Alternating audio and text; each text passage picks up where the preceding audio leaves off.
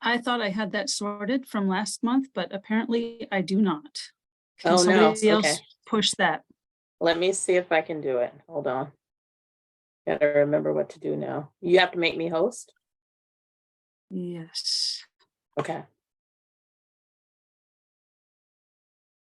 After I do it, will you be able to share? Yes, Okay. And you mind putting the copy in the chat? I will. Oh, in the Okay. chat. Okay. Yeah. Just copy and paste it.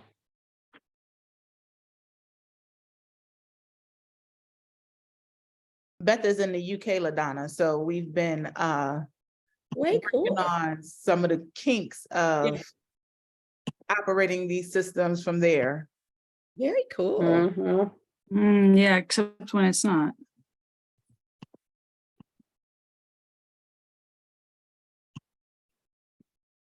Okay. Okay, and that I go to Facebook Live, right? Live on Facebook? Mm-hmm. Wish me luck.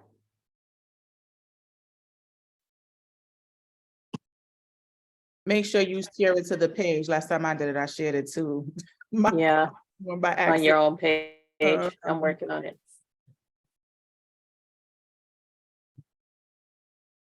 Just trying to copy now.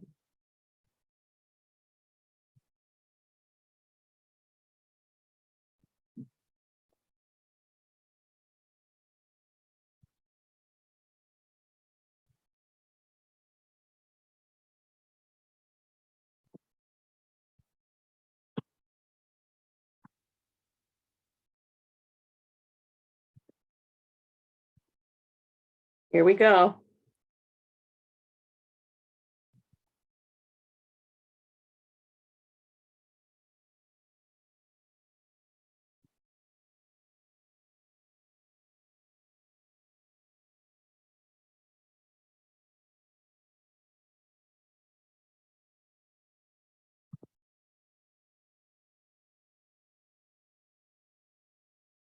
Good afternoon, everyone. Thank you so much for joining us for this special Autism Awareness Month edition of our monthly webinar. We thank you for joining us at a different time today, and we promise it will be well worth it. We're so excited about today's conversation and today's special guest.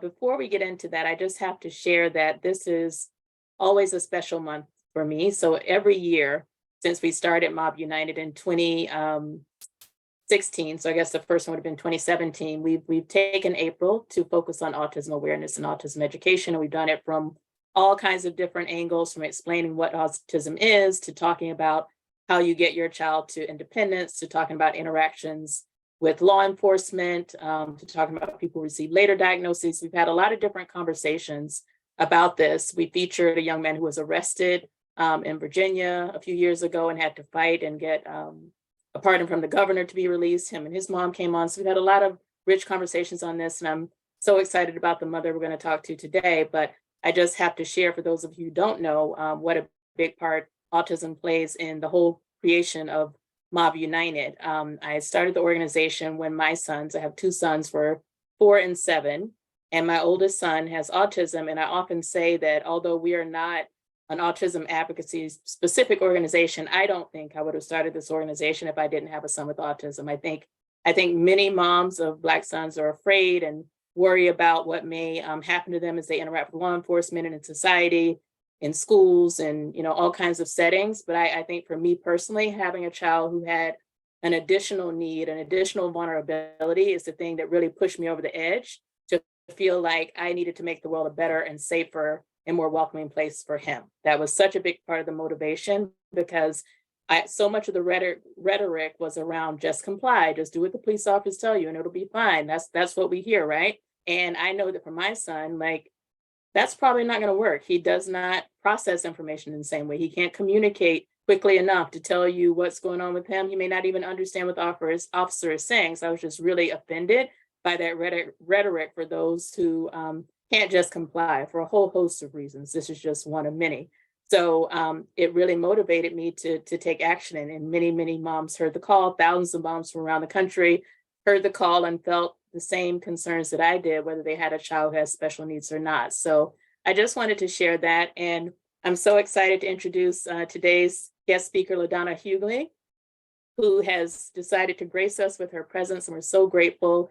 I'll tell you a little bit about her. She is the wife of comedian D.L. Hughley, who you all are familiar with, but she is a powerhouse in her own right, and we're just so excited to have her here. She started a movement really around autism awareness, and I had the pleasure of meeting her. I was just saying, I believe it was 10 years ago exactly this month. In 2013, I was working at Centric, which is now BET Her, and we, I believe, had the television premiere of a documentary that LaDonna produced called Colored My Mind, which you will hear more about very soon.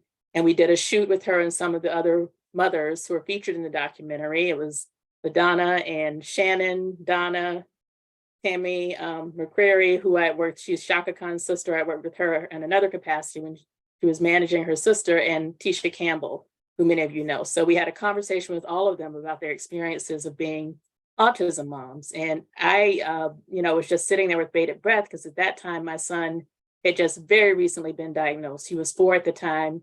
He's now 14. And I knew very little about the journey I was embarking on. So I was just so grateful to LaDonna for creating this platform, for bringing these women together to educate, to drive awareness, to help people understand, and to give people hope along the journey. So that's what today will be about. We're going to get to hear about her wonderful son, Kyle, who is now 34 years old and doing wonderful. We hear all about him. She also has 2 daughters as well, who are also adults. So we just look forward to it. And we just want to start with a video that gives you a little bit of insight. And after that, I will turn it over to Kim, who will lead the conversation.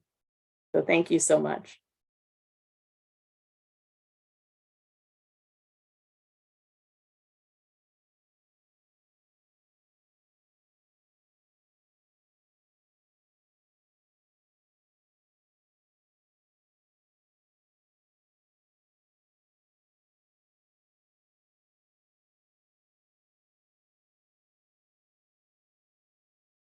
Here, or they can't understand their process. 85% of me, when they used to tell me Kyle was defiant, what I recognized a long time ago is that defiance is what gets young Black men killed, because the most young Black men who are in prison have learning disabilities. They are dyslexic in some way, audio or idio. They can't hear or they can't understand their process. 85% of men in prison. So to somebody of a different culture, somebody culturally different, that may seem mischievous or he dances to his own beat. When it's our culture, somebody gets killed. And I knew right away that I would have to prepare him for a world that wasn't like the world she wanted for.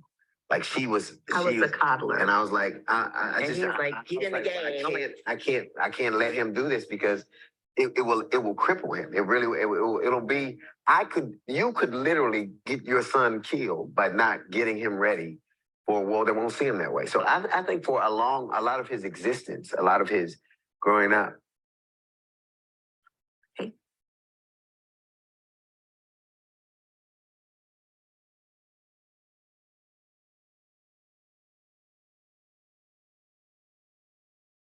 For a lot of his growing up, I failed him. I'm not getting him ready. And I was scared to death that if you fail your son, he dies. He could die. Not my daughters, I knew they'd be all right. But I didn't know how to make him ready for this world and see it clear so he could see what's coming. Like everybody tells you, put your hands on the wheel or stay away from this or don't do this. Black boys don't get that kind of work, and you know it. So for me, it wasn't about vanity. It was about how do I make this boy ready for a world that, like, if something happens to me tomorrow, I know my son is going to be all right. Mm-hmm.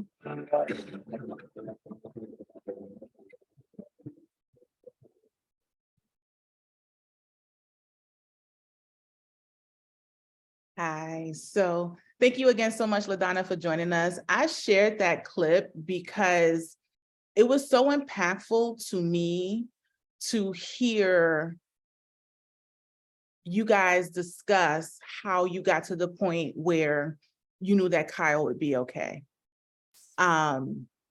But I want to start out by, let's introduce Kyle to the world. He's 34 years old, and I know many people know who he is, but I don't know that everyone knows the backstory. So tell us a little bit about Kyle. Okay, so Kyle, when Kyle was first born, he was just this jolly little boy, and all the nurses literally came to my room because they heard about this beautiful little boy that had just been born. He was just like, he wasn't, you know how newborns can be like a little like wrinkled, or they don't have their face yet. Kyle had the most beautiful face. He was just, people were in awe of him. And so, I mean, from the beginning, Kyle had this favor upon him, upon his life.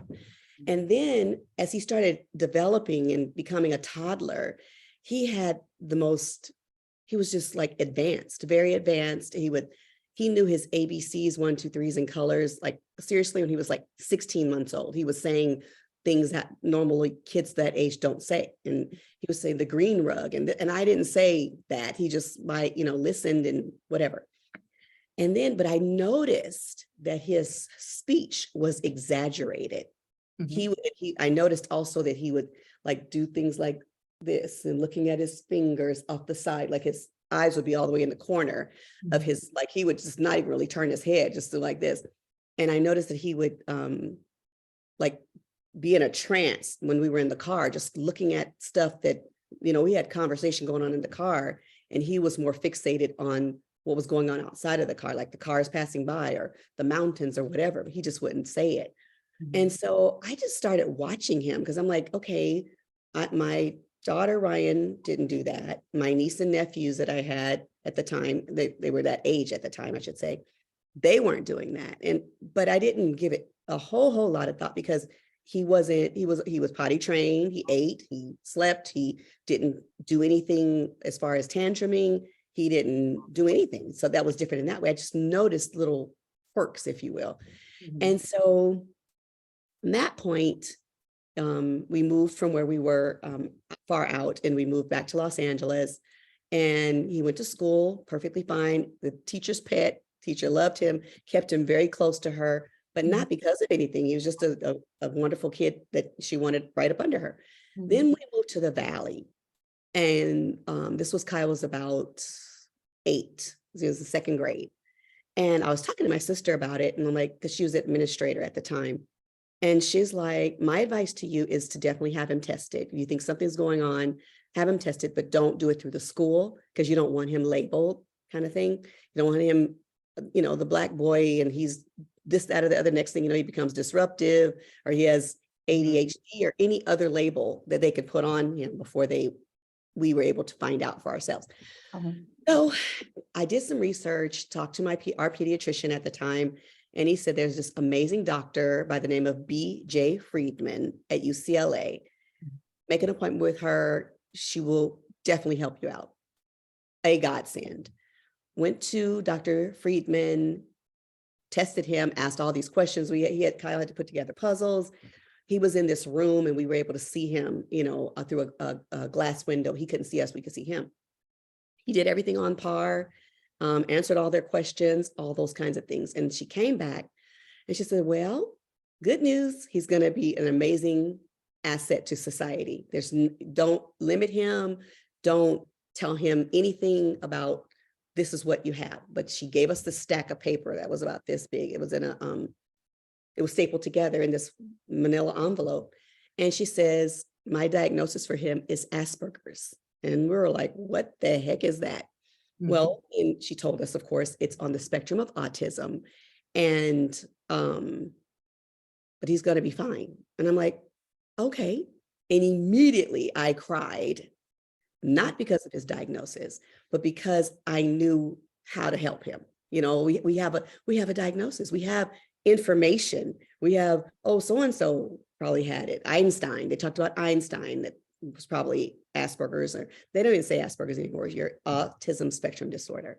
So, and all these other people, and these people go on to kind of, be like mathematicians or computer analysts or things that they can work singular, because a lot of their diagnosis has to do with the social element of autism.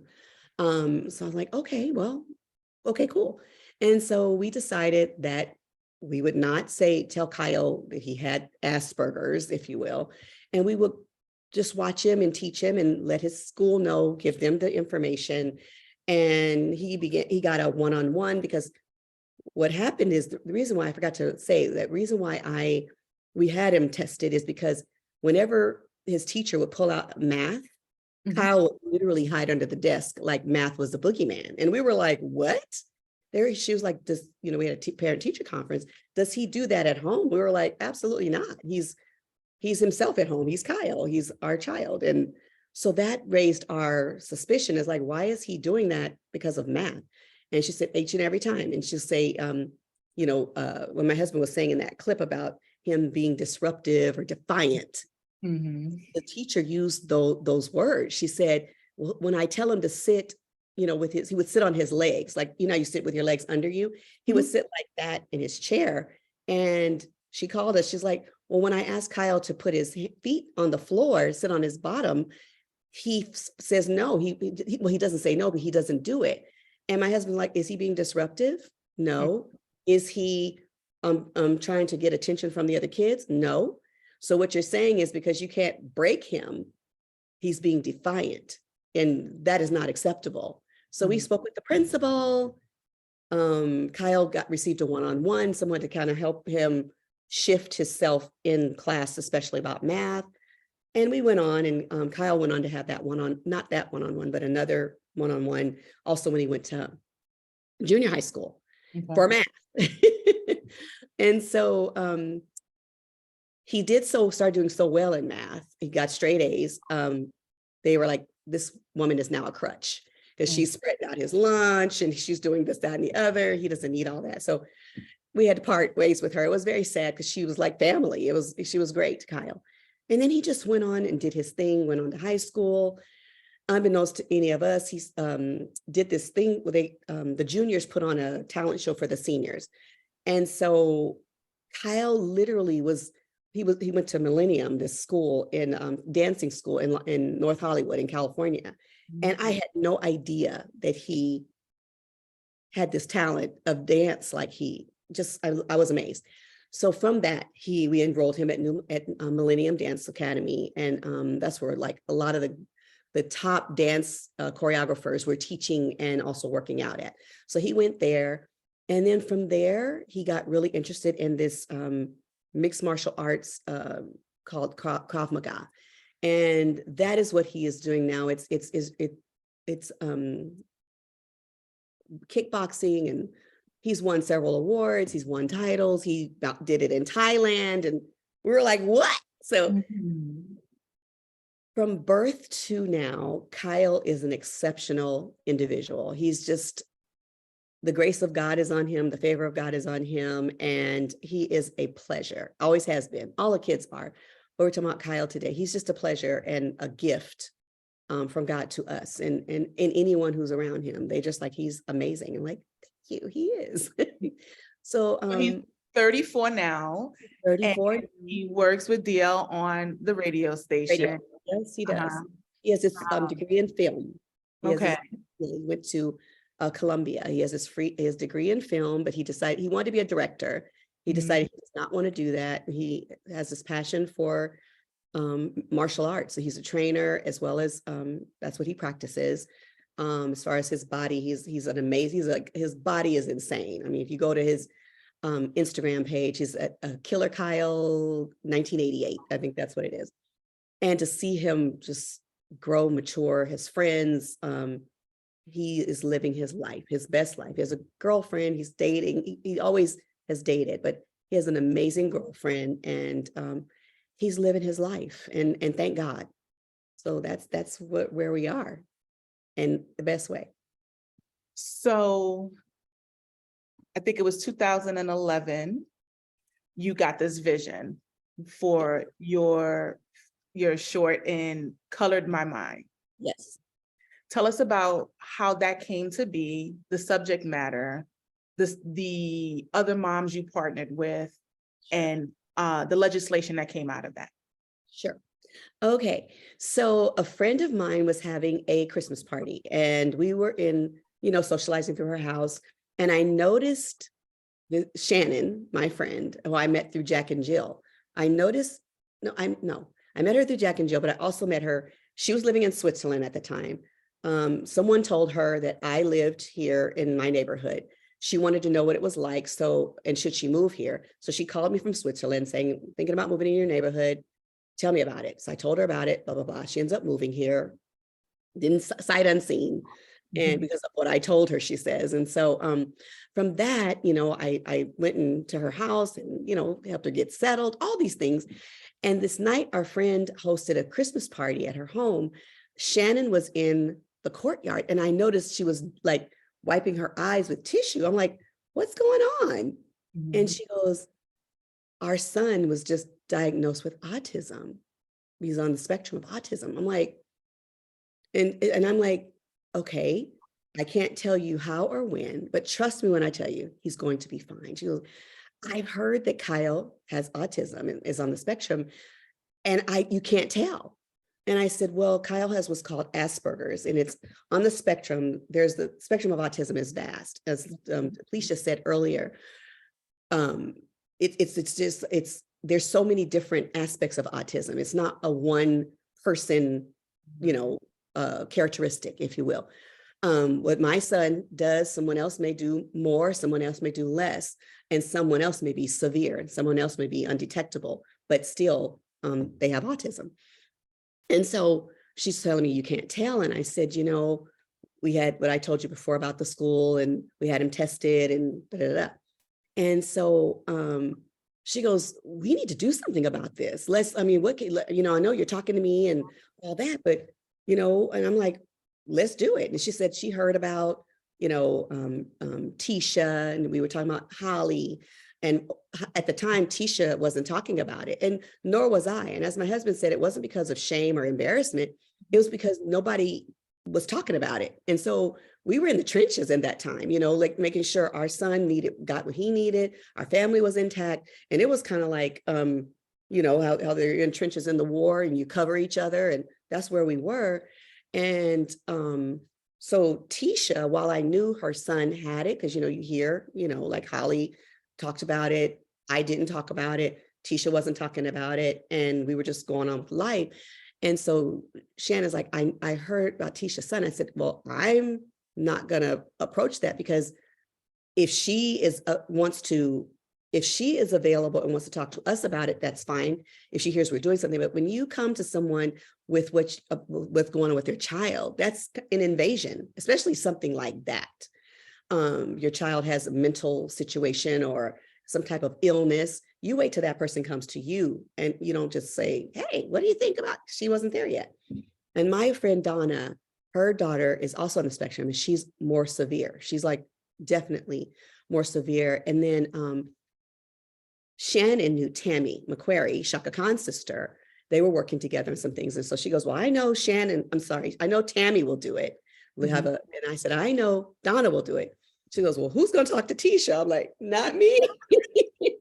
So as it ends up, Tammy spoke with Tisha. Tisha's like, absolutely. So we had our team. We had our team. Just amazing the way we came together. And it was our idea was to have a backyard brouhaha and talk about, you know, our collective stories. Well, Tammy and Shannon heard of certain producers certain directors that they wanted us to talk to about getting this film together. Things started happening very fast, getting this, you know, this short together about our collective stories. So the first person we met at Shaka Khan's offices in Beverly Hills on Wilshire at Tammy's office. And the first director that we were supposed to meet with completely missed her plane, which was a godsend, because our director that did this for us, Nia T. Hill, incredible. Just she's very, you know, Mohawk, the best. She's just raw. And she came in and she just listened to what we were talking about, our collective experience. She's like, I got it. We're going to do this. We're going to do that, blah, blah, blah, blah. She bought in for our short from our collective stories. That's why it's called Colored My Mind Diagnosis. She bought in Blair Underwood and Nicole Ari Parker to be the faces of our collective stories based on what we said. And we were brought in, you know, video vignettes and things like that of stuff we filmed literally at Nia's condo in Manhattan Beach. So it all just ebbed and flows. We put up the money for it. We became producers of it. And then from that, a friend of mine that I met through my daughter, she's family, her name is Shauna Watley, and she works on the Hill. And she asked me one day, I was at her house, she goes, tell me more about this Color My Mind. What are you guys doing, right? Like, what is this film about, blah, blah, blah, blah. So I told her what it was about. She goes, I'm gonna help you.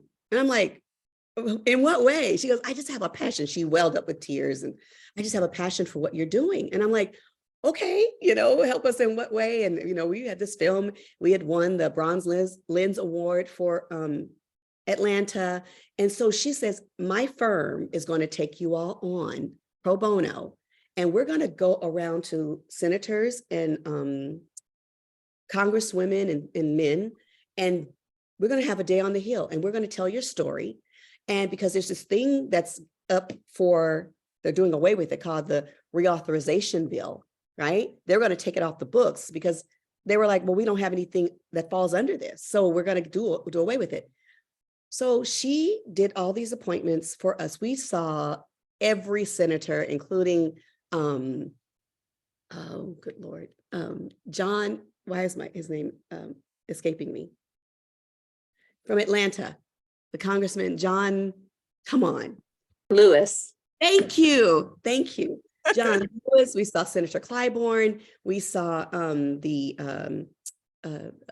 we saw everybody, anybody that was everybody on the Hill. We saw the Black National, the Congressional Black Caucus and the Congressional Hispanic Caucus met together for the first time on our behalf. The bottom line is, at the end of our day, they re-signed the authorization bill that is still in place right now. And since we did that, it has raised over, I think, $4.8 billion to give to other organizations and to keep, because they weren't educated about autism, about the pandemic. Shaka Khan went with us as well. And she was like, this isn't it's not an endemic, it's this pandemonium. Because at the time when Kyle was diagnosed, it was 1 in 250. By the time we were on the Hill, it was 1 in 75. And then by the time we went to Cannes Film Festival and won that film festival for the best short, it was 1 in 50. So now it's probably like 1 in 25. I don't know, but it's just. So it is actually, it's 1 in 38 per the CDC, 36, excuse me, children in the US per the CDC projected for 2023. And I wanted to touch a little bit about, it feels like there was this divine place that you were put into. Yes. And I know a lot of people say everyone who participated in this has access to resources. And you speak of how you didn't really have to search for a lot. And Kyle was in public school, but things were made available to you. Yes. What do you say to the mom who feels like she doesn't have the same access to resources and the same things are not available to her or her husband in the same similar situation? Okay. First of all, I want to make it very, very clear that it had nothing to do with the celebrity of D.L. Hughley. I really want to make that clear. Nothing, because when your child is going through whatever your child's going through, yeah, you can maybe meet up with this doctor or meet up with this whatever, but there's no medicine that's any different for your child than my child. There's no program that's any different for your child than my child. We literally, I honestly say, as I said in the film, it literally was a godsend. We were operating under the grace of God and the favor of God. And that is it. Not that anybody else wasn't, that was our blessing. Once we told the school what our diagnosis was, and because we were very present at the school, I would just show up at the school and go on his class, go on my daughter's classes, you know, my oldest and my youngest. We would just pop up. What's he doing today? What's she doing today? You know, we made ourselves very aware. And we also made it aware that certain things that were being taught in the curriculum, there was this this caricature of this, you know how they did ditto sheets and ran them off? We popped in Kyle's class one day, and this man, there was a, I forgot what they called him, but he was like a jive man. He had this big fro and these platforms on, and we were like, this is unacceptable. You're not going to teach this to our child, or you're teaching jive, really? In 2000 something? Unacceptable. They're like, oh my gosh, we didn't know. And a lot of it is they don't know. But once they're educated, they pulled that out of the curriculum. Like, you can't teach that. That's setting us way back, you know. So stuff like that, I would say to parents, make yourself known, be in the school spaces. Do not take no for an answer. Do whatever you need to do, as Tisha says, to break those walls down and get the best thing that you need to get for your child. You are your child's only advocate. And I can't, we don't have it, no is not acceptable. Because even if you have to create it, if you have to, you know, get together with other parents that are in the same situation as you and put your collective money together, whatever it is, it could be $100. Put that $100 together and say, this is what we are presenting, and this $100 is going to go toward this for this group of kids. Make yourself be known. You have to make noise. You can't be quiet. And anybody will tell you, I'm one of the most calm team player there is. Not about my children, or my husband.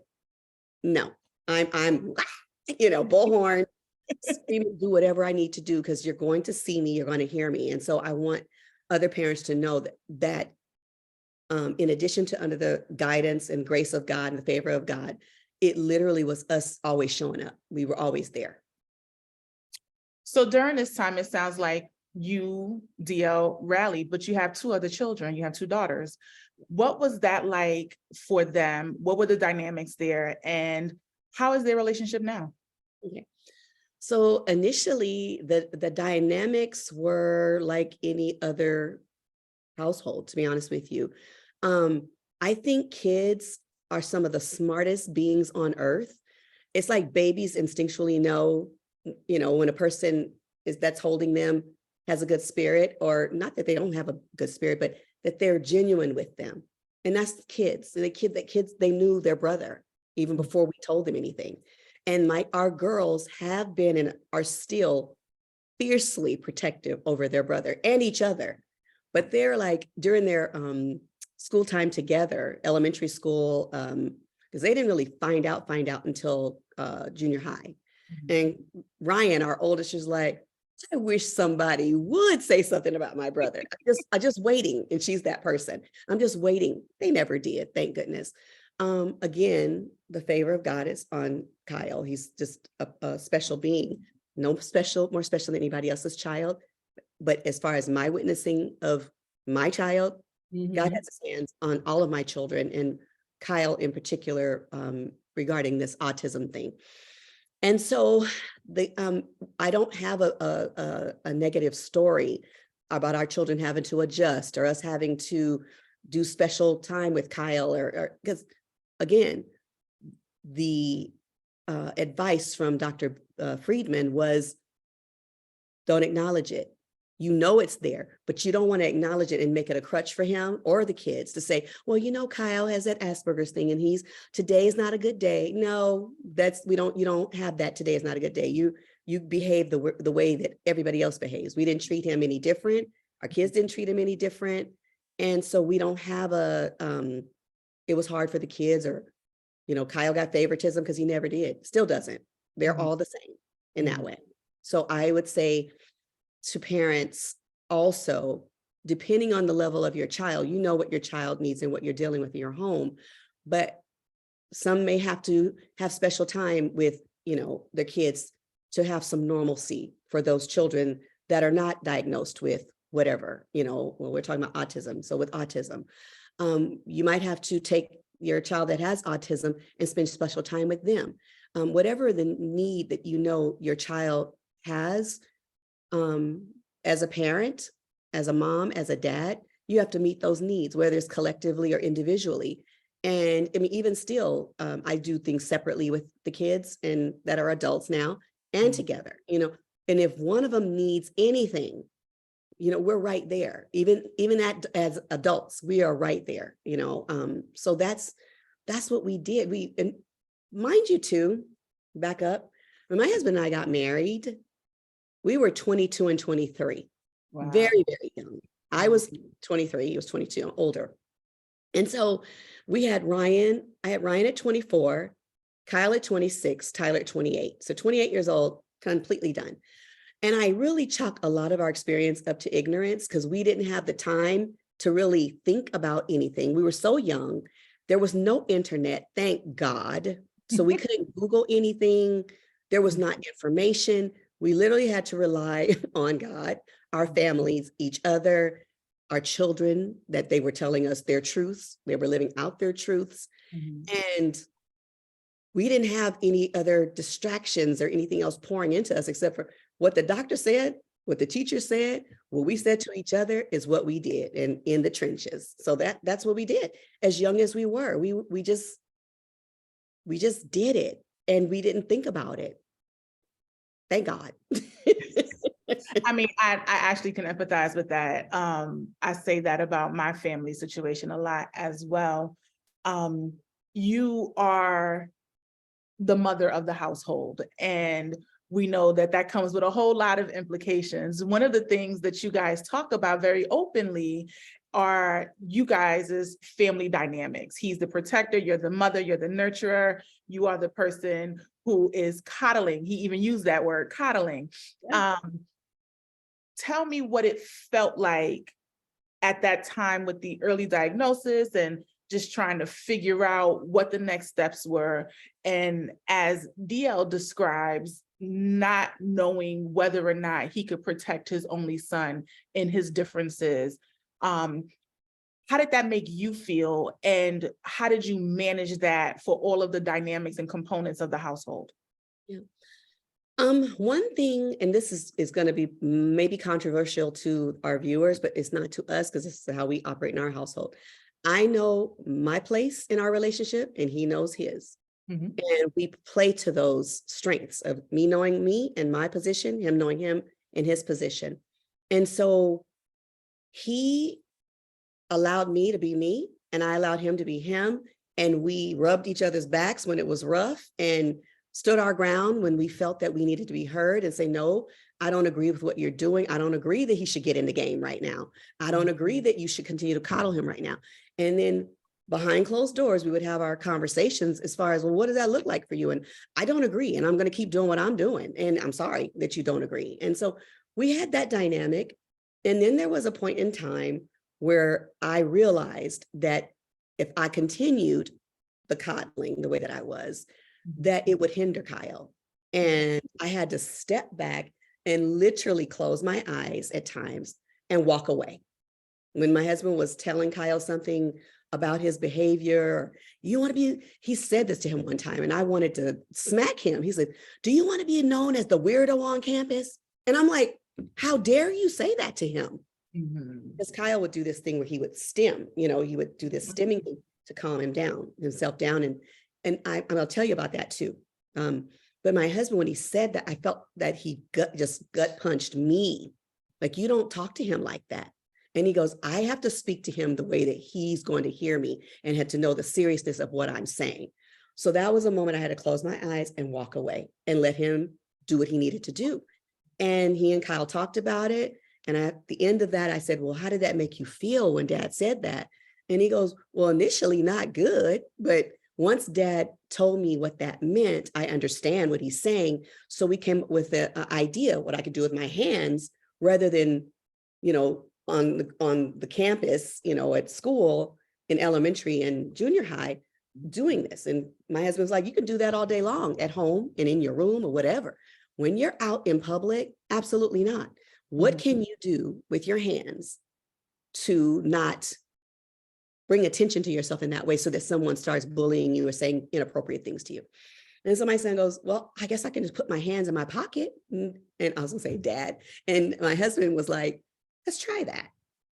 But if I had pressed my way and inserted my will and snatch Kyle out of the conversation, which is something I am capable of doing, because I'm like, you're not going to hurt him in my presence. He would never have come to the understanding of it and have an amazing idea and an alternative of what to do. And so I asked Kyle, like recently, I'm like, do you ever do that still? Because I mean, he's grown. And he goes, sometime I do. And I said, what does that make you feel like? I really want to know. And he goes, imagine this, Mom. This was like 2 years ago. He said, imagine this. I go, what? He goes, imagine the Lakers and the Celtics are playing in the championship, and it's the last game, and they're 3-3. So that last game is who's going to win, right? Mm-hmm. He said, and they're at a tie. He said, and Kobe is way on the opposite, on the Celtics side, right? And he's got literally 5 seconds to shoot the basketball from that basket way down there to the Laker ball and win the game, right? 3 points, clearly win. He said, do you know the euphoria that the crowd feels? Like the crowd goes crazy and everybody's like, he said, I can take myself there anytime I want to. When doing that, all that, he said, I'm just feeling this feeling of such euphoria. And I'm like, God, what a gift. Who wouldn't want to take themselves to a place of euphoria just because you can?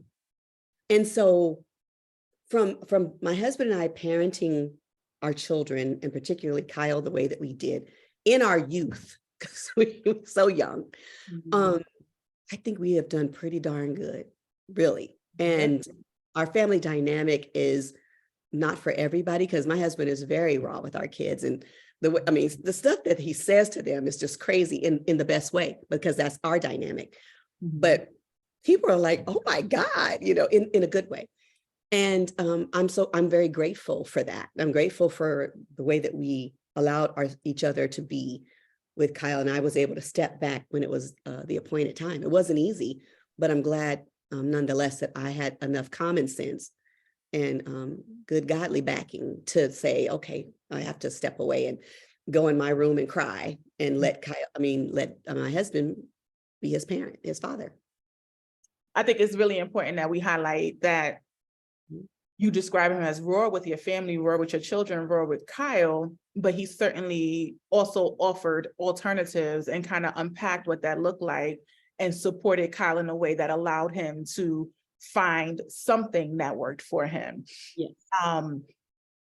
So you said in our prep call before we went live, you said, I don't think about it all the time. You didn't think about it all the time. And I know for many families I've spoken to in the past, they get the diagnosis and that's all they can think about. All they can think about are the stigmas and, like we've spoken about before, let's not label our children like your sister told you. Don't label your child and don't let the school do this. And even when we talk about them doing self-stimming and ways that they're comforting themselves and what that looks like to the outside world, what do you say present day to families who are seeking diagnoses, get diagnoses, and then that feeling of the world is crashing down? What do you say to those parents?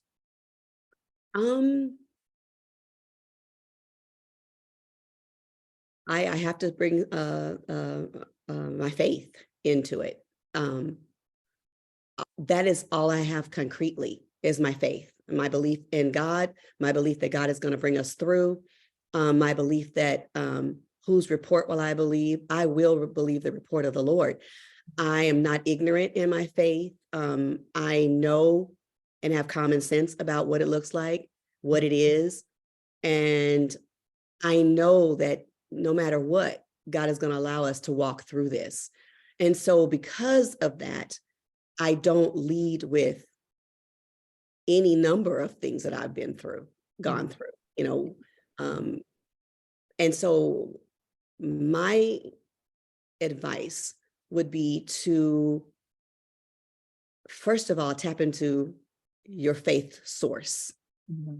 Secondly, tap into your village. If you don't have a village, please build one. It is so important to have a plethora of people at your disposal because you just can't wear one person out or two. You have to have, and you have to know who to talk to about what, who to go to for prayer about what, who to talk to when you're just in euphoria, and who to talk to when you feel like you're in the gutter. Who's going to pick you up, who's going to tell you the right things in spite of yourself. Because we all have some in spite of ourselves moments where we are like, I don't want to do it, I just don't want to do it. You know, I don't want to hear you, I don't want to listen, myself included. Then once you get it out, please be truthful to yourself. Do your thing that you need to do. Be truthful to yourself, be truthful to how you're feeling. But once you get it out, as Tisha says, I'm hearing her in my head, you got to do the work. You got to do the work. You can't expect anybody else to do the work. That's your child. That's your niece. You know, that's your nephew. That's your foster child. That's your whomever. You have to do the work. They can't. And so take many deep breaths. I'm a bath queen. Jazz, classical music, zone out, get yourself together and get in the game. You can rest, but you can't stop. Right. You can rest, but you can't stop. So it's a lot of different things. It's not just one thing. It's not one formula. Okay, let's do this. And if it were, we'd all have it figured out. There's a number of elements that go into you getting what you need so that you can give your child what they need. One more thing I have to touch upon. I literally didn't understand the importance of this till about 2 years ago. And that's, you hear the oxygen mask effect. You know, put yours on first, right? And I'm like, absolutely not. I would never put mine on first. I would have to help my kids. They have to breathe. If I perish, I perish. Okay. If I can't breathe, how am I going to put theirs on? I literally didn't get that till about 2 years ago. I was like determined that I'm going to help my children first. And so I have to say, in a most loving way, don't be ignorant to the things that you need to do for yourself first in order to do the things that you need to do for others in your life, your children, first and foremost, because your husband, your significant other, your partner, or if it's you, your family member, whomever is your person, you have to be whole enough to hold your head up, to be able to articulate what you need so that you can have your village pour into your child, your children, you. And so those are the things I would say. It's not just one thing. Make sure all of your ducks are in a row as best as you can. And if one falls out, it's okay. Human, you know, but get as healthy and as whole as you can be in order to get in the game and continue. Don't look back, just go forward. Don't look back. You can't, because then you'll be rehearsing all of the things, which is why I say I don't think about it a lot, because I don't rehearse that what we've gone through, because that is damaging. One of the pillars of M.O.B.B. United has always been self-care, but it took on a different meaning as the nearly 7 years have gone by, but especially during the pandemic. And so just hearing that you found your self-care regimen and that space to allow yourself to take care of you, so that you are available to other people is really good to hear. We also say a lot that when you meet one autistic individual, you've met one autistic individual. It is such a vast spectrum, and people land on that spectrum in a lot of different ways and in a lot of different places.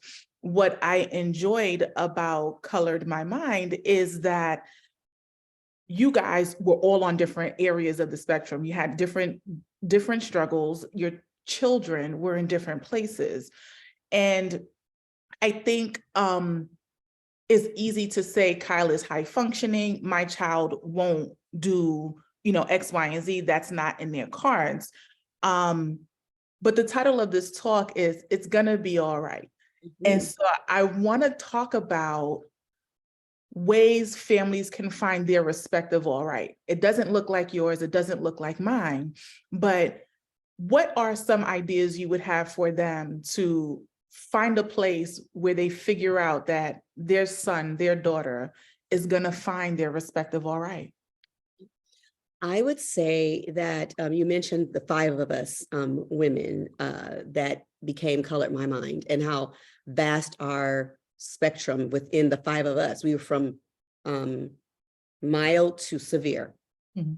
What we always did and still do when we talk, we're not as a unit that we used to be, as far as we don't meet together all the time, but we're still there for each other.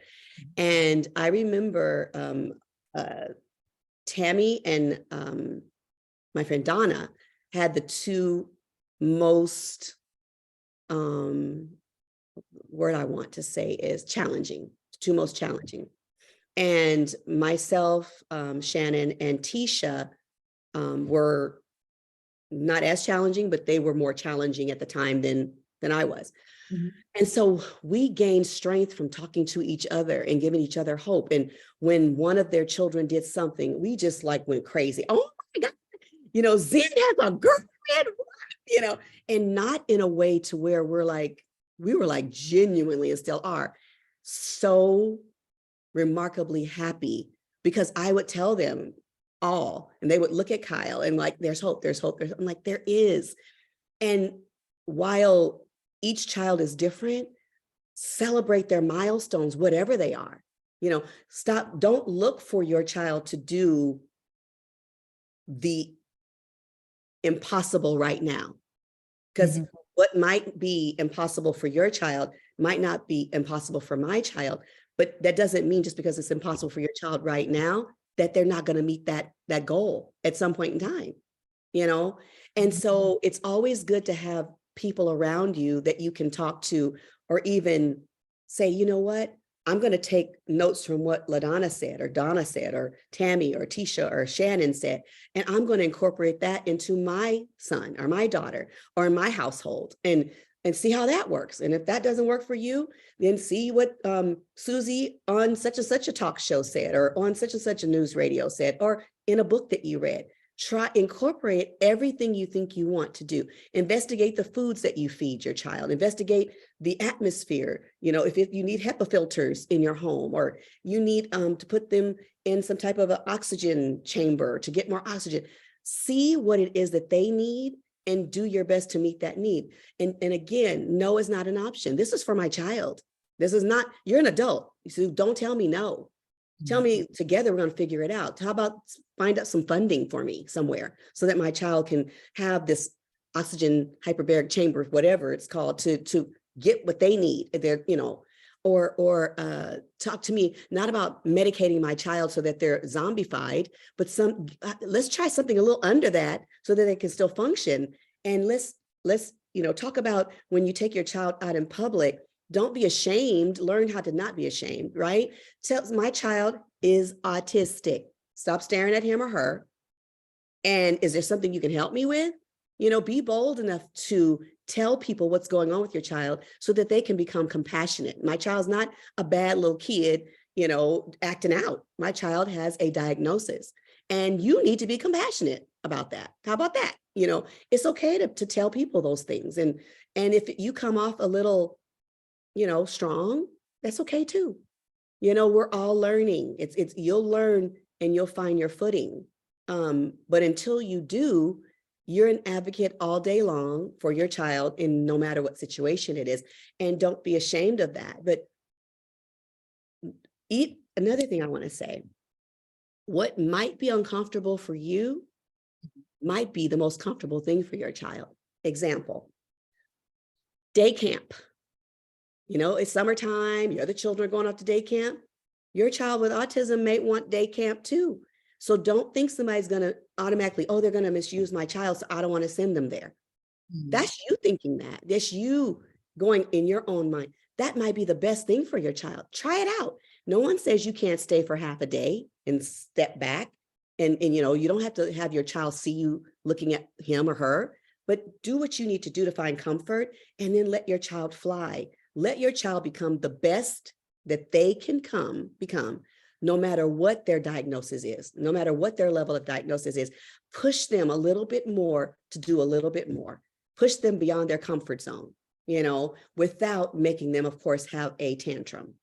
You Mhm. know how far to push, but test the boundaries and don't take no for an answer, not even from your child.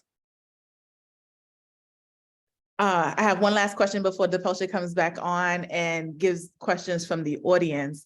In the clip that we shared at the beginning, it doesn't talk about that moment specifically, but there was a moment in which Kyle did something different. It's when you guys speak of your grand epiphany that you knew it was going to be okay, that he was going to be able to navigate his world.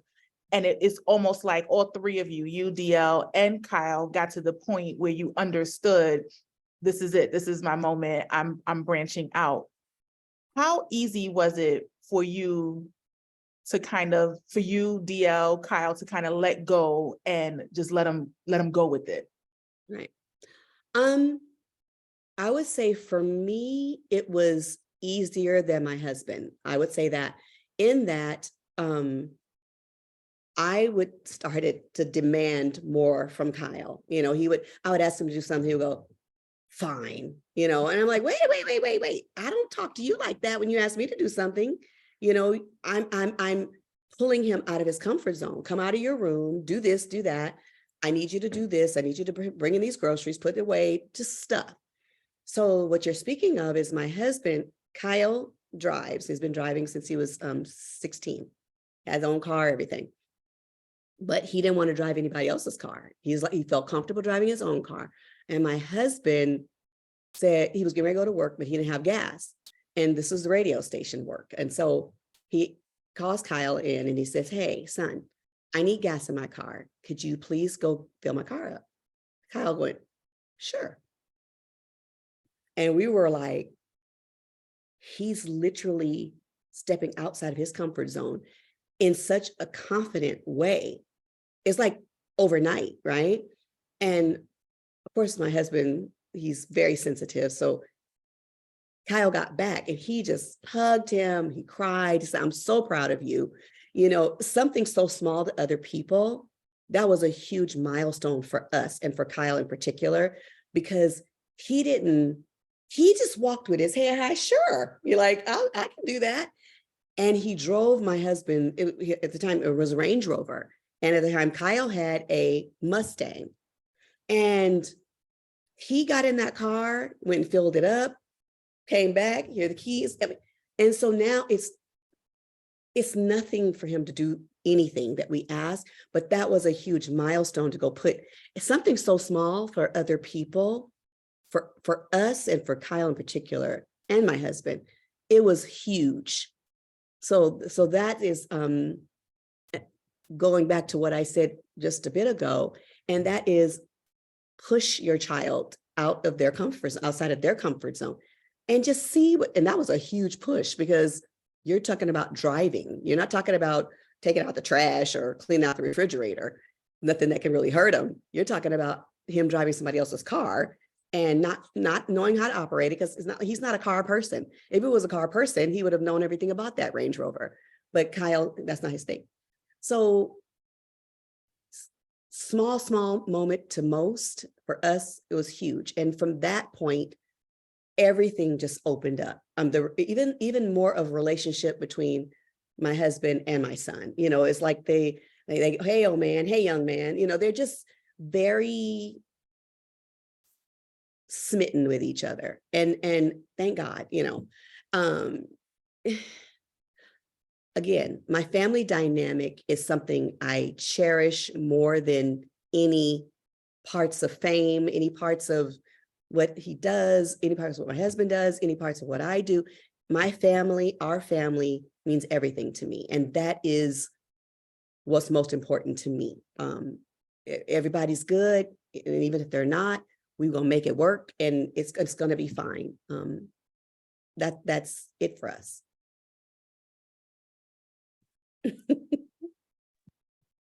Thank you. So much wisdom. Thank you so much for sharing your story. We do have a few questions, and I'm just taking this all in, and you've really been blessing me today. I just have to share my small moment story from yesterday, because I do think it's so important. And it is interesting because we celebrate different things that so many people just take for granted. So my small moment of the week is that yesterday I took my sons to get a haircut, which I haven't done frankly in years because my son who has autism would melt down. He started out fine as a toddler, but then he got to a point where he didn't want to go to the barber anymore and he would fall out screaming.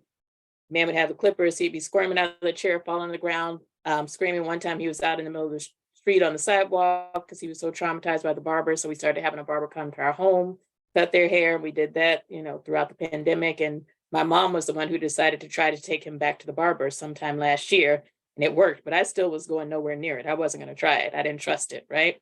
So yesterday was my first time trying it. I was so proud because we got there, we had to wait. First of all, waiting is not always acceptable. So we had to wait probably like 30 minutes while the barber finished with someone else. And then when he finished, my son Garrett, who has autism, hopped in the barber's chair first in front of his brother who wanted to go first, which was just such a big deal because he's usually running away from the barber. And he was like, let's go. And he was fine the whole time. So I know what you mean about the importance of celebrating those moments. And it's not really something you can explain to anybody else. It's just normal day-to-day life. Those are the things we get excited about, right? Sure. So we do have a few questions. I want to ask a factual question first. It's a mom who has an 18-year-old son with autism asked, and she just wants to know if you know, and we should know this, but I don't know. Do you think that autism affects Black males more than others? She said she did an unofficial poll, but I actually don't know the statistics on that. I don't either. I can tell the question asker, the person who asked the question, I would say that they do assign a label to our Black children, particularly our Black boys, more than any other children. The diagnosis of autism, I can't say that that's one of them because autism is very specific, and ADHD and ADD and things like that. Your child could just be more energized or more expressive, and they want to label, ADHD, your child can't be still. So I would say that they are definitely more quick to label our children with some type of learning disability or behavioral disability. Yeah. Believe that autism is one of them. But again, that's just my opinion. I have not read anything about that. And I don't hear that in my realm of talking about autism. Yeah, I think you're right. They're more likely to label it a behavioral issue and probably miss autism, if anything, but I don't know. Correct. So I want to take you back to the point of diagnosis and ask, what would you say to a mom who suspects something may be different about their child and they don't know whether they should have an evaluation or get them tested? Like you, when my son was young, I was like, we're good. He knows the colors, the numbers. He was reading reading signs as we rode down the street at 1 and could count to 1,000,000. So I was like, okay, we're set for preschool. So I didn't know anything was off because I didn't have any other children. I'm an only child. I didn't babysit kids. So I didn't know anything about kids. I just have a child, right? Which is kind of crazy. They should give you some kind of manual or something before you leave the house. Like, I know nothing about kids. So I'm just learning as I go. So I thought everything was fine. We've been at home for 2 years. So it wasn't until he went to preschool and the preschool director started saying, well, his language, because he had echolalia, like you described how the language is scripted and repetitive and perfect language, perfect diction, repeating commercials, full scripts of commercials, but it wasn't the normal development and flow of conversation and speech, how speech develops. And she said that he wasn't socializing so much with other kids. So, but I didn't know because I wasn't around other kids. So what would you say in terms of early signs of things? I also remember in our first year of life, we went to a lot of 1-year-old birthday parties. My son would cry every time they sang happy birthday. That was his trigger. Like once they get to happy birthday. So over time, we knew before they cut this cake, we got to get out of here because we don't want to ruin everybody's 1-year-old birthday party. So right before happy birthday, that was our extra. We missed the cake every time once we figured that out. And I was like, what's up with that? What's up with happy birthday? But it was an early sign when he was, not even 1, that something was bothering him. It was the pitch. It was the pitch. It was so, because it's a song that's so the pitch is happy birthday to you. This is it's all the noise at one time. It was probably just sensory overload for him. And they were probably clapping and cheering. I don't know. Exactly. All of that. This is too much for him at the time. What I would say about diagnosis for anyone's child, and that is for parents, take ourselves out of embarrassment. I don't want anybody to know, or I'm scared. This is about your child. We know with autism, early diagnosis is key. Key in the success of your child as they progress and grow older. Once you get a diagnosis or not, then you know what to do for your child. And whatever is recommended, do that and more. You know, don't just take go from A to Z. A to D. And don't worry about E through Z. No, I'm going to investigate it at least through L right now to see what could be coming, you know, where I could kind of cut it off at the pass or say, hey, redirect him this way or her that way. Take yourself out of it as far as feeling that you've done something wrong in pregnancy, you're fed them the wrong foods, or, you know, you lived in an area where you didn't know the air was bad. Take that out of your head. Don't torture yourself in that way. But I urge whoever to please get a test for your child and see. And then from there, see what's going on. And then from there, the work begins, you know, one way or the other. You still, no matter if you have a diagnosis or not, you still got to work, you have kids to raise and things to impart into your child. So no matter what, it's going to be all right. It really is. It's going to be even more than all right, but it's going to be all right. You're going to be able to breathe. You're going to be fine. You're going to have laughter. You're going to travel. You're going to eat the best foods for you. You're going to be able to do any number of things. That is a small part, what you'll see in the grand scheme of your life. And when I say a small part, I mean the actual diagnosis. I'm not talking about your child. I'm talking about the actual diagnosis. And the wonderful thing about a diagnosis, then you have what's on the other side of it. You go forth in that and work that thing. That's what you have to do. No, you're so right, but it's so hard to get through. All the things you said are so real, like the guilt of what did I do wrong? And, you know, left out the vaccines. Like, was it something I ate? Did I not take the prenatal vitamins? Did I eat the wrong things? And you think, you know, it's your fault. So for anyone who is feeling that, I just want to say that is normal. Yes. And you will get past it. You will get 100%. Over that, I hope. 100%. I want to ask on the flip side, what advice you would give to people who don't have a child with autism, because most of our audience probably does not, right? And what advice would you give to them about interacting with people who do have children with autism, whether talk about it, ask about it? And I will load the question by saying, you know, early on, I couldn't talk about it. So I was just annoyed when people would come up to me and they want to ask questions like I'm some kind of autism expert. I'm not. I just have a child that I'm trying to figure out. And the thing that annoyed me the most is when people would, and I don't know why people want to do this, but I guess they want to be helpful. So I take it in the spirit of wanting to be helpful, but people always lean toward wanting to give you advice. So as soon as they hear you have a child with autism, it's like, well, I know someone with autism and they try this program. I know someone, oh, he must be good at math. No, he's not good at math. Must be good at art. No, not really. Must be a musical genius. Like I saw somebody on CBS News and he was a musical genius. So your son must be a musical genius. So they go through all these things from the one or very limited interactions they've had with autism and try to advise you in that moment based on that and in the spirit of, I guess, being helpful. But I found it incredibly annoying. So that was mine. But what would you advise to parents who don't have children with autism on how to interact with those who do? I would say follow the lead of the parent. And when the parent tells you, oh no, he or she doesn't like to hug, or he or she doesn't like you to get this close to them. Oh, no, I just want to get a hug. Don't do that. Don't do that. Follow the lead of the parent, follow the lead of the grandparent, follow the lead of the village person.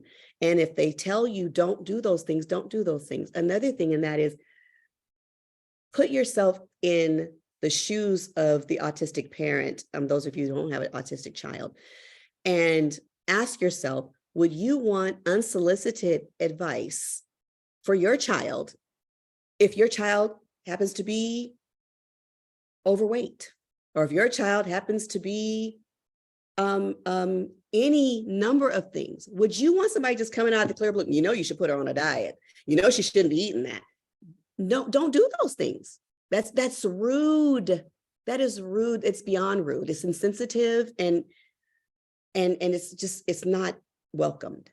And so I think that I would say overall, treat people how you would want to be treated. And if that is your way that you would want somebody to tell you, realize that that's not everybody's way. Everybody's not going to want you, especially about their children, to come up to them with unsolicited advice. If I ask you, then I welcome your opinion. If I don't, please keep it to yourself. And it's appreciated. And also, the last thing is be prepared, people who don't have children on the autism spectrum, for someone to say, I appreciate that you think this is necessary, but this is offensive to me. And really understand that and back off, apologize and back off. That's great. 1 second there. Just, I know, and it still happens, and we see so many people in public places. The thing I think about is when I go to the supermarket or, Walmart or what have you, and you see a child who might be having what we would call a tantrum. Create space, right? Instead of saying, oh, I will beat that child's behind, or that child has no home training, you don't have a backstory. Yeah. So just create space and room for families to handle family stuff, even when it happens in public. Absolutely. And if you can't go up to that parent and say, is there some way I can help you? Don't say anything. And if the parent says, no, I got it, respect that. Respect that. Because as you said, the child could have some type of diagnosis, some type of something, and you don't know. And how dare you say, oh my God, I would snatch that child up and stop, And when Kyle was first diagnosed, Kyle used to walk by and like knock stuff off of a bed or whatever. He would get upset or he would, growl. And my mom said something to that effect of, oh, you need to just let him stay with me for a week. I'm like, and I'm like, Mommy, I love you so much, but I got to hang up the phone, or we're getting ready to leave. And why'd you leave? And I'm like, I told you what's going on. And yeah, my father says that too. I was like, that's why I'm not letting him stay with you for a week. Right. You don't know what you're doing. And it's like, I need some sensitivity here, and she ended up getting it. But initially, you're mama bear. You're like, child, we don't have to be here, or you can go home. And you don't want to say that, to your mom or anybody for that matter. I was just giving you an example. But that is reality. We can go, or you can go, if it's bothering you like that, it's okay. Because my priority is him. I love you and your priority too, but right now it's him. And I need to figure out what's making him agitated. And I can't see why I can't pay attention to your agitation and try to figure out why he's agitated at the same time, because that's way too much for me. So I'm giving it to him. Amen. Yep. Okay, just a few more questions, if that's okay. I wanted you to elaborate on the sibling relationship. So you have a son with autism and 2 daughters who are, neurotypical, as they call it. And I just wanted you to talk a little bit about that dynamic. You talked about how your daughters are very protective of their brother. And I think, in my journey, my son, who's neurotypical, goes from being fiercely protective of his brother to wanting to distance himself from him. Like there's an ebb and flow to the relationship. So I just wanted you to talk about, how their relationship evolved over time, whether it's always been close, were there challenges along the way, and any advice for parents who are dealing with that dynamic. It sounds like a dream, but it's just the truth. Our children have always been a close knit. And I don't know if a lot of that has to do with my husband travels so much. So when our kids were small, I had them, he would come in, of course, and do his stuff. Don't get me wrong. But we always had a dynamic where it was me and the kids, my sister and her kids. I have 3 kids. My sister has 3 kids. So it's always the great 8 together. We were always together. And so that was our dynamic. And there are times when my husband would be on the road And I would literally make a pallet on my floor in our bedroom for the kids. I'd make, bring blankets and all this stuff. And they would literally be on the floor at the foot of my bed, and we would all be in our room sleeping together, And so I've always had them close by. We didn't allow them to, like one time our oldest told one of them, our kids, I think her little sister, Tyler, Ryan told Tyler, get out of my room. And my husband called them in, all three of them. Come here, let me explain something to you. You have the privilege of living here. That's me in your mama's room. You get to stay in there. So you don't have the right to tell anybody to get out of your room. You don't pay for that room. It's a gift. So they learned how not to be disrespectful to each other. And while we still gave them their autonomy and their space, yes, it is her room, but you don't talk like that to your sibling and tell them, get out of your room, because you're angry and she's done nothing to you, kind of thing. So my mom did the same with my sister and I. She's like, that's all you have. Anything happens to me and your dad, that's all you have. And my sister and I are like, it's so close. And so we instilled that into our kids at a very early age, that that's all you guys have as each other. When you leave out of this house, you're representing us, you're representing each other. You don't disrespect your sister, sibling, brother, whatever. You don't do that. That's a part of you. They share your blood. So we just talked to them like that, and they just got it. And I mean, that's all I can say. So I would say, we're their teacher. We teach them how to treat each other and other people. And so we're in more control. Then there's a point where they don't realize they have control, but we don't tell them that. But right now, when they're so small, we're in control of how they talk to each other. Like, that's your brother. You don't talk to your brother like that. You don't do that. That's unacceptable. So you teach them how to treat each other. So I would say that we taught them how to treat each other, and we taught them how to treat each other by the way we talk to each other. I don't argue and scream and holler at my husband in front of my kids. And I told one time our oldest daughter, because she's very protective of me, she's like, how come sometimes you just don't say something back to dad? I said, never think for a second that I'm not handling my business. I choose not to do it in front of you because that is my business. But I'm not some docile little woman that's with her head down, because my husband, he's quick-witted. And I'm not saying quick with it, I'm saying quick-witted. And before he learned, would just like, blah, and I'm like, okay, are you done? And then when nighttime, because I'm it's built up, and I'm like, what did you think you were trying to accomplish when you blah, blah, blah, blah, blah? And we'd have our conversation. So by the way we treated each other in their presence, allowed them to not treat each other crazy, kind of thing. That's beautiful. Yeah. I have a question from a mom in Atlanta who has an autistic son, and she said, did your child go through a period where he completely rejected school? My 10-year-old now refuses to do his work and tells anyone who will listen, I'm not doing that. I hate school. And he's now lashing out, hitting, spitting in his dedicated parent's face, abusing the bus aide. He's going all out.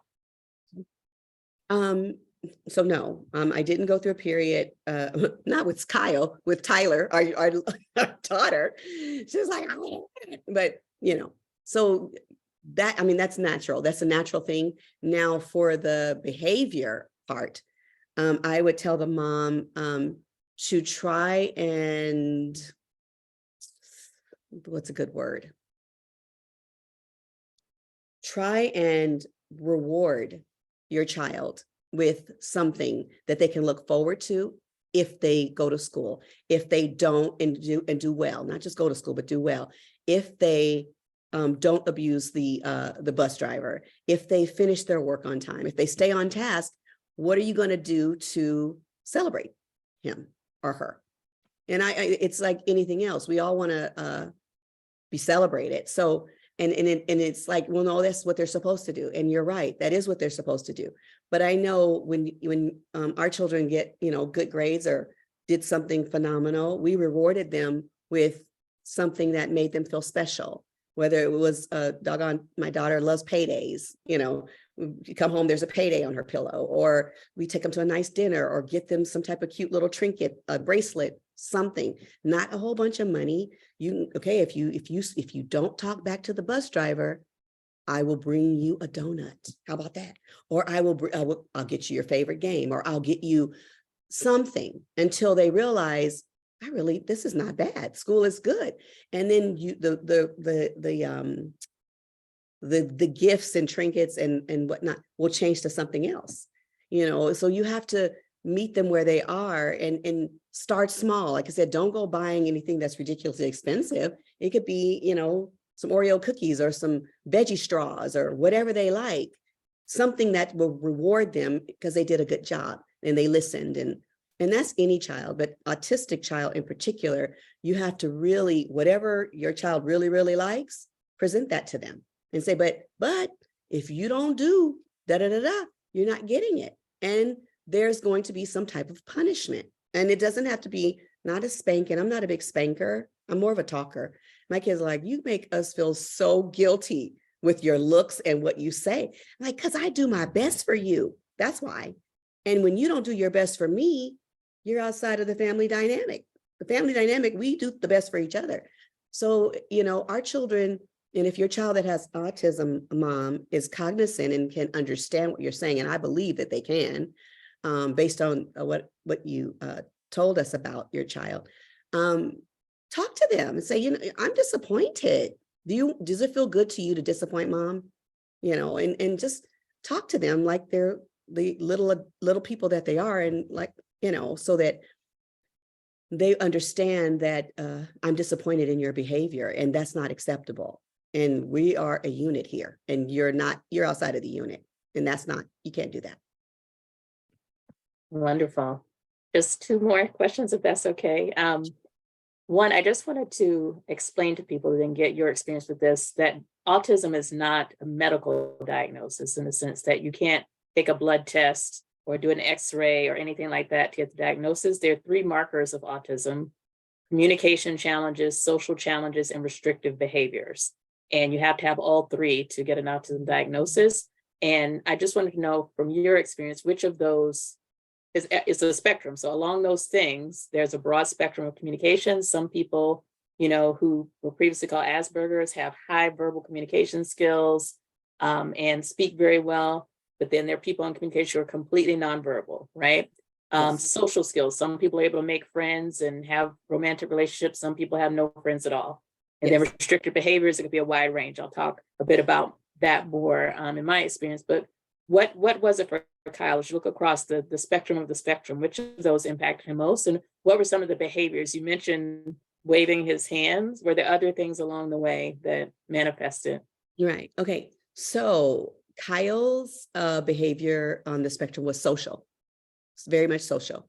And when he first started preschool, the kids sit in a semicircle. Kyle would be literally in the doorway because the door was open. He would be in the doorway outside of the semicircle, but participating. He just didn't want to be in the semicircle. And he was consistent in him staying away from the semicircle. So that's one of the first behaviors I saw. And he was like 2.5, 3 at the time. Around his cousins and everything like that, those that he was familiar with, he would play. But after a while, he would come sit on my lap and just be with me or be with the adults. He didn't, he played for a while, but then he's like, okay. And he wasn't even overstimulated. He was just like, I'm done. I'm done with this. And he always kept his own special toy. It would either be like, the little, it wasn't army man, but it was something equivalent to like a little army man, or he would have for Kyle, at one point, everything was a sword. He loved swords and he loved guns. I didn't buy him guns. So he would make popsicle sticks into a gun, or, we'd open up the freezer and one of his Superman little figures would be just frozen. He would get a Jiffy jar and literally we would laugh so hard. We're like, but we'd open the freezer and it would just be frozen. He would freeze his action figures and stuff like that. But as he got older and was kind of forced to be a bit more social, he had issues with, he had one friend, Ernest, who they're still best friends to this day. They met at Chuck E. Cheese when we first moved to this area we were in prior to where we are now. And they said, "You're my best friend," put their arms around each other. And each picture they have all the way through adulthood now, they still favor that same side with each other. And it's so cool to see the pictures of him and Ernest. And Kyle will go over Ernest's house all the time, but Ernest was his only friend until Ernest had other friends, but Ernest was Kyle's only friend. And then when Kyle got into high school, he started this dancing thing. He got more friends. And then once he graduated high school, he started the Krav Maga, the mixed martial arts. And now he's got tons of friends. But he says, when we talk about, the past or whatever, as far as his social aspect is concerned, he said that's the one thing he regrets, and that's not being more social. Because it wasn't that people didn't want to be social with him. He just didn't feel the necessity to be social. He was like, I don't get it. And Kyle went from a period of time when he was from elementary school through junior high. He went through a series where he was fixated on clouds. And from clouds, it was dinosaurs. And from dinosaurs, it was Greek mythology. He can tell you anything about Zeus, Medusa, cumulus nimbus clouds, what do you call it? T-Rex, all these things. He would tell you everything, what they eat, what they do, why these clouds are forming like this, what's going to happen when they form, how the rain clouds, how some drops are big, some clouds are small, some are shaped this way. I was very well educated on all those things during whatever he was fixated on. And another thing about Kyle, he used to be meticulous about his living space. So his room, everything would just be lined up perfectly. And as he got older, that started changing. And one day I walked in his room like, oh my God, it looks like a real boy's room. But he was like late teens at that time.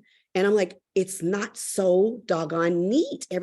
So that was a huge milestone for me and for our family. I'm like, he's starting to get outside of his head, and not everything doesn't have to be by the book. And so in order, it's straight and all those kinds of things. So, and another thing is punishment for Kyle growing up used to be, you have to go outside. You have to go play outside, because he wasn't playing with the kids in the neighborhood. He played with his siblings, and when Kyle would go outside, he would just kind of stand there like, what the heck am I supposed to do? He knew how to skate, ride a bike, all those things, but it just didn't come naturally to him to get in that game of socialization with the neighborhood kids.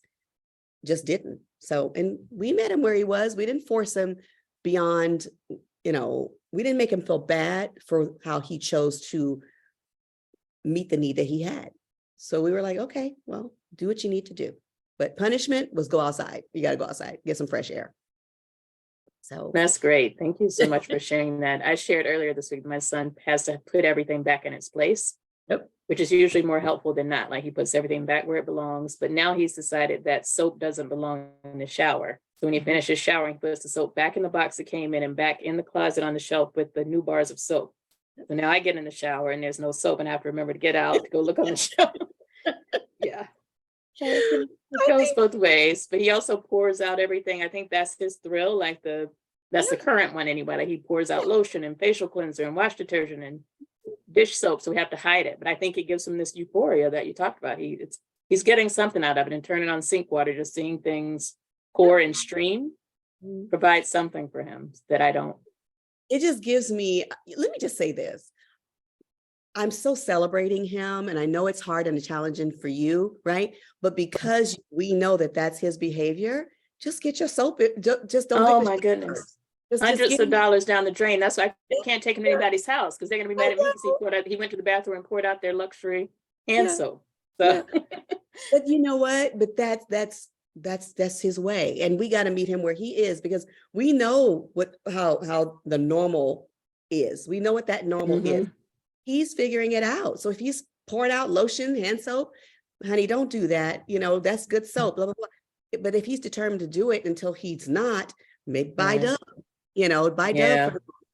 You got to adjust. And so, but what makes me get the gooey and the fuzzy is that he's learning. he's going to get it. He's going to get it. He's going to stop doing that, and he'll move on to something else. But right now, that's his thing, and I just think it's just precious. I just do, because I'm glad you think so. This is what This I is need. a more expensive one. He used to turn the lights on and off. He's turned off lights in church and restaurants. Like that was the thing, flicking the lights, which was disruptive, but less expensive. So I'd rather go back to the lights at this point. Right. But- Yeah. Well, I want to ask you, yeah, me too. I want to ask you one more question that's more about you, Sure. because we talked so much and you poured so much into your children and into Kyle. And one mom asked, and you shared a little bit earlier, but what is your favorite way to honor your own self-care? How do you restore yourself on a continual basis? I take a lot of baths, and I take 2-hour baths. Like Me too.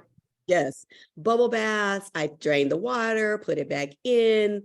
That is my I would say my number one. Doesn't cost a dime, and of course there's a water bill, but I'm saying it's nothing expensive. I take tons of baths. I feel like, for me, baths, and I also love going to the ocean, to the beach, because I feel like, for me, when I let the drain out, there's away goes troubles down the drain, Roto-Rooter. That was a commercial back in the day. But for me, literally, away goes troubles down the drain. I sit in it.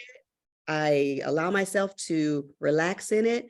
And then when I take the drain and let all the water out, and, I have a shower thingy, so I rinse myself, I feel like all of my stress goes with it, as well as the beach. So I love going to the beach. I don't have to go put my feet in the water, but just looking out at that water and the majesty of God's creation, and the waves, just the wonder of it all, how it just comes and ebbs and flows, and the life that's in the beach, and the people walking around the beach, just there's so much life at the beach. But also, when I'm stressed about something, I go to the beach, and it feels the same, like the drain. It's like the water is just taking it out. It's gone, and I have a different perspective on my way home. Also, self-care for me is, I love gospel music. I need really good food into my spirit. And I just listen to that music, different, I can't say I have a favorite artist, but whoever speaks to me. I allow that to saturate my soul and get back in the game.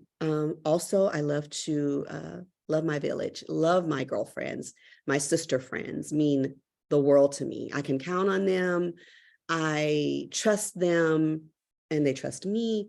I am the sum total of all of them, because I take, incorporate a little bit of this one into me and a little bit of that one, and still, of course, remain my authentic self.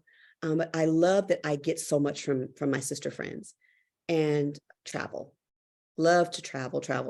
And travel doesn't always have to be expensive. But I love to travel. I love to see new things. And again, this world of ours is so beautiful and vast, and I want to see as much of it as I can. And the last thing I wanted to say is, I'm such a foodie. I love food. So much so that people tease me for saying, I'm always like, you gotta try it. You just gotta try it. They're like, I will just shove food down somebody's throat if I could, but I don't do that. But I love food. There's so much love and fellowship over food, and the people that are servicing you and they serve you, I'm like, thank you so much for, cover the server, cover the food, who prepared the food, just all of that. So I love prayer. I do. It's my source. Love my relationship with God, and that's it. That's what I got. And that's my goodness. Yeah. I just have to tell you, we have to be best friends now, because you just gave my exact list. Like, that's exactly what I would have said. Seriously, all of it. And my son loves baths too. That's his thing. He will take 2 or 3 baths a day and change clothes repeatedly, and the beach, anything with water. But thank you so much, very much. Is there anything you want to say in closing, or anything you want to say, Kim? Can I speak, Yes. Kim, before you do? Because I really want to say one more thing, because something you said, Depletia, yes, that I want to tell you and everyone listening, and that is, you said my little, basically, success for the week. Do you remember saying that? My little success for the week. You were talking about your son, right? Yeah, the barbershop. Mm-hmm. And that is so not little. there's so much power that comes out of our mouth, you know, the life and death is in the power of the tongue, right? And so I want you to learn to not minimize anything in your life, what your son is doing, what you're doing. I got this little, this, that, or the other. These are huge milestones for so many of us that have children that have autism. It's huge. And so that's why I'm celebrating his independence with this lotion and with this soap and all these things, because it's growth for him. It's hard for us, but he's figuring it out. He's figuring out, I don't like that soap. I like this soap. And because I like this soap, everyone else get on board. You can have your own soap, but I need to do my soap this way. And that's huge to me. And it's huge that he was able to sit at the barbershop, because that thing, I mean, I used to have short hair. And I remember when they would, you know, do the clippers, that would get on anybody's nerve. And with autism, it even heightens it. So I want you to just, not that you do it all the time, but I want to let you know that is so huge. So we're not going to minimize him at the barbershop. That's huge. That's a huge celebration for the week. It's huge. So I just want to say that to you. It and is. I'm so happy. Thank you. Absolutely. Thank you so much. Absolutely. So I just want to say that. Okay. Sorry, Kim. I was actually just going to give you the last word because, you know, I appreciate you being here. I appreciate your transparency and sharing your story, your family's story. And just in closing, what would be the last thing you would tell parents, not just parents of children who have children on the spectrum, but just parents? What is your final advice to us? This is what comes to mind. The first thing that came to my mind is trust God. Trust God for it all, because we don't know. Like Depletia said, there's no book. I wish we had a book. I wish we said, oh, you know, when your child does this, do that. And that's really what works. We have been entrusted with these precious babies, and my babies are 36, 34, and 32. 36, 34, 32. And I'm still parenting. We're still parenting. They still have needs. Oh my gosh, my child is going through something as an adult, as a child, it takes me out, right? And if I operate in my own mind and start overthinking, I'm of no use to them. I have to trust my faith source, which is God. And after I finish doing what I do first, because we're human, right? And then I have to say, wait a minute, hold on. If I say, I trust you, Lord, and I really, really do, then I have to learn to trust you with all of it. All of it. You're going to continue to lead, guide, and direct me. You're going to continue. You're never going to let me fall. You're never going to let them fall. And I get to free fall into what I know to be true, which is I have to trust God for it all. So that's what I would say. Trust God for it all. Your faith source. My faith source is God. Whatever your faith source is, trust that, work that, depend on that, because we don't have a clue. Honestly, we really don't. We don't have a clue. So we have to depend on, for me, I have to depend on God, who has all the clues. Amen. Amen. Amen. Thank you so much for joining us. Thank you to everyone who tuned in. Join us next month as we talk about mental health awareness, and tune in to our mental health warriors and our autism awareness talent showcase between the months of April and May. See you soon. Thank you so much. God bless you. God bless you. Have a wonderful weekend. You You too. too. Thank you.